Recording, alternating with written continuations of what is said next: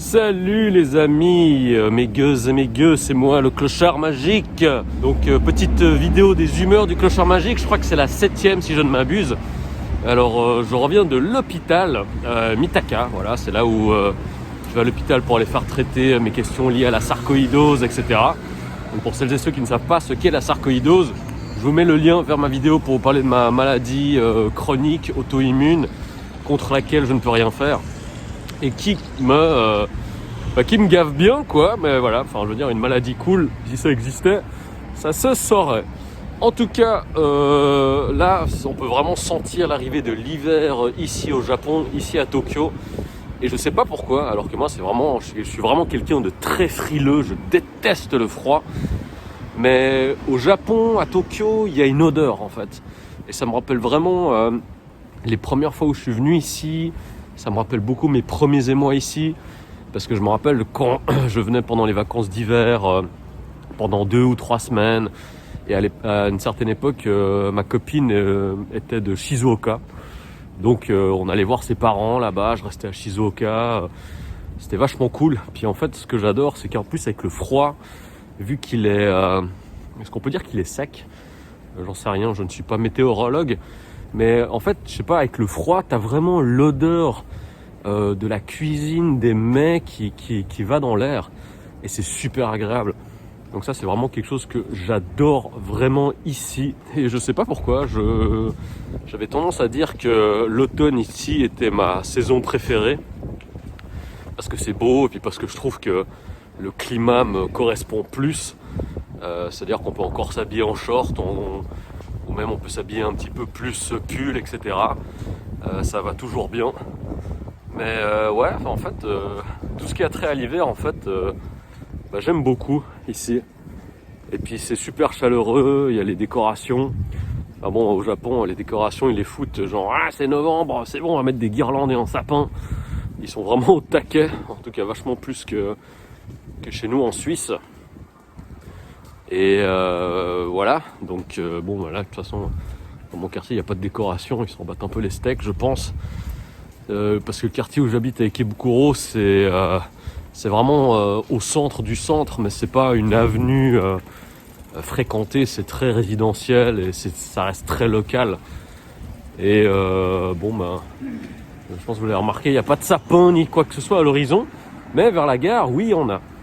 Et moi je suis quelqu'un qui aime beaucoup Noël, parce que ça me rappelle des super souvenirs quand j'étais petit, avec ma maman, avec mon papa, le calendrier de l'Avent, ça ma mère elle faisait des trucs vraiment incroyables.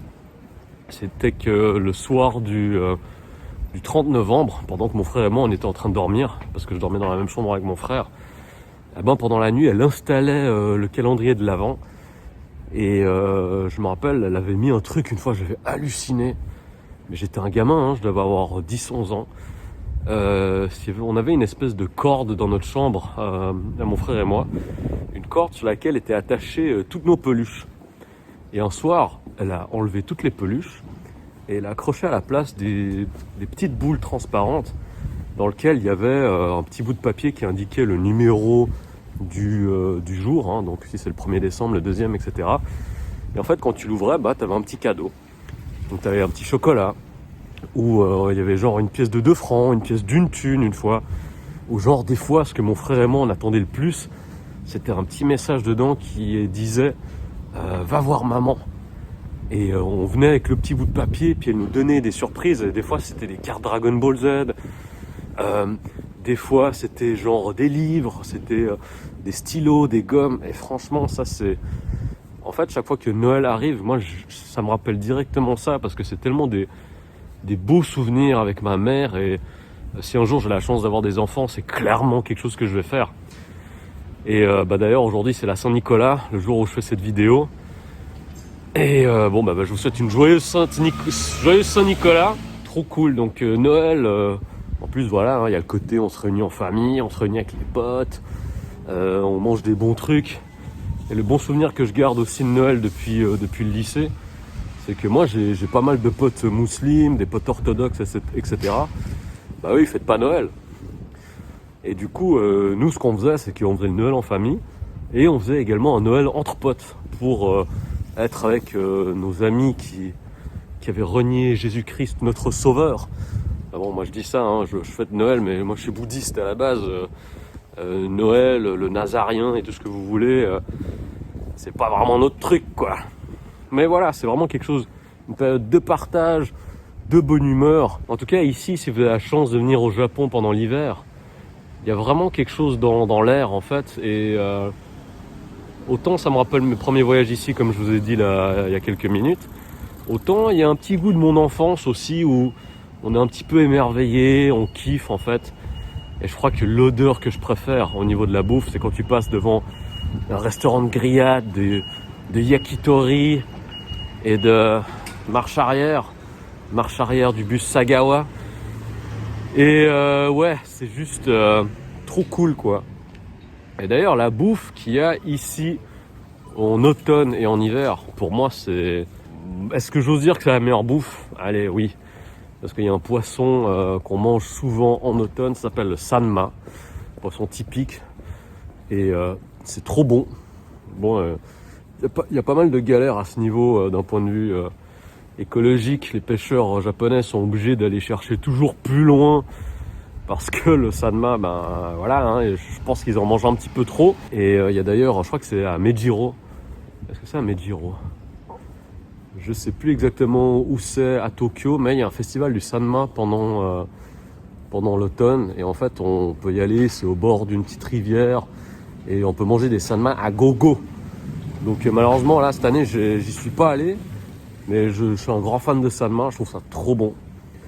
Et voilà, ça fait partie des bons petits plats qu'il y a pendant l'automne. Il y a également les patates douces, évidemment. J'aime surtout les patates douces séchées. Voilà. Mais surtout quand il fait froid, c'est se retrouver avec des amis, se faire un nabe, se faire un shabu-shabu.